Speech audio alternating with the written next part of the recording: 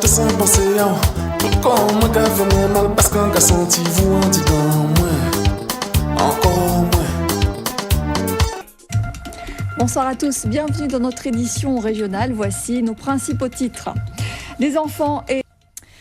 On commence par du social, c'est toujours le statu quo pour les 26 salariés de la sécurité mobilisés, des agents affectés à la surveillance des bâtiments régionaux qui sont en grève depuis maintenant 1 mois et 4 jours. Le dialogue semble difficile entre la direction de la société et les grévistes, ces derniers qui dénoncent l'absence du patron sans lequel de véritables négociations ne peuvent avoir lieu. Écoutez les précisions du représentant syndical de l'UGTG Sécurité, il est interrogé par Jean-Marie Mavounzi.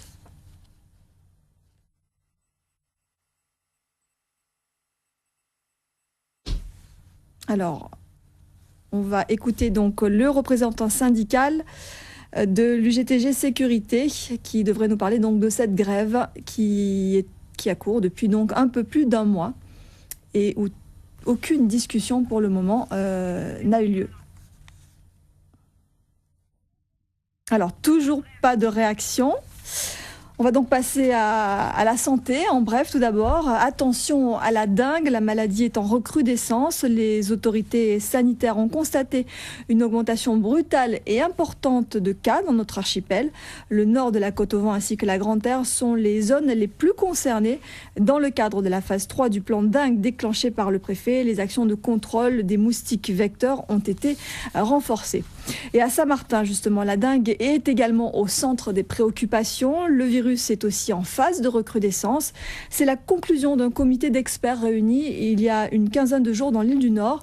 Les autorités sanitaires font preuve de la plus grande vigilance, notamment aussi face à la grippe A. Le point avec Jean-Pierre Vétois. Le commentaire est signé Philippe Noïlé. Une Bible écrite en 66 langues fait le tour du monde. Son périple a commencé le 11 octobre dernier. Elle est arrivée en Guadeloupe hier et elle y restera jusqu'au 2 janvier au temple adventiste de Chauvel aux Abîmes. Un ouvrage religieux impressionnant comme vous allez le voir dans ce reportage de Bruno Porciovillon. Le commentaire est signé Jérôme Boicas.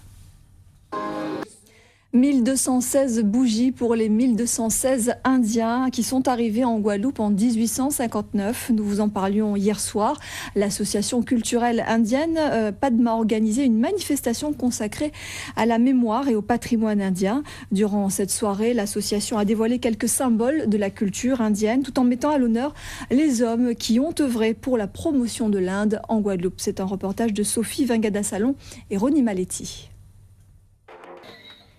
La magie de Noël se poursuit encore, la preuve avec cette messe célébrée chaque année le 28 décembre, jour des Saints Innocents, une cérémonie où les enfants parés de leurs plus beaux habits emmènent leurs jouets à l'église pour recevoir la bénédiction du prêtre. Illustration à Bémao avec ce reportage de Jean-Marie Mavounzi.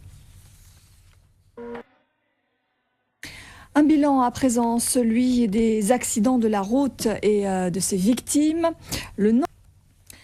En bref, en Guyane, le tribunal de commerce de Cayenne vient de prononcer la liquidation judiciaire de la chaîne de télévision privée ACG.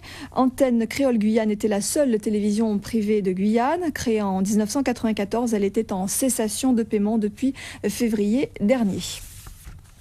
Restons en Guyane où la boudeuse est arrivée hier après avoir traversé l'Atlantique pendant 70 jours. Le navire débutera sa mission scientifique Terre-Océan au mois de janvier. Une mission initiée par Jean-Louis Borloo, le ministre de l'écologie, au lendemain du Grenelle de la mer. Clotilde Séraphin et Séfiane Dehi de Télé-Guyane ont rencontré l'équipage à son arrivée. Voici leur reportage. Allez, un peu de rêve pour terminer ce journal avec de belles voitures qui ont traversé le XXe siècle et qui reprennent vie grâce à des passionnés, un père et un fils qui ne comptent plus les heures de travail pour faire briller les carrosseries de ces Mustang, DS et autres Cadillac. Dans ce garage martiniquais pas tout à fait comme les autres, vous voyez le reportage de William Zebina et Guillaume Fraissinet. Et c'est la fin de cette édition. Merci à vous de l'avoir suivi. J'aurai le plaisir de vous retrouver demain dès 19h pour de nouvelles informations. Très belle soirée à tous sur Télé Guadeloupe.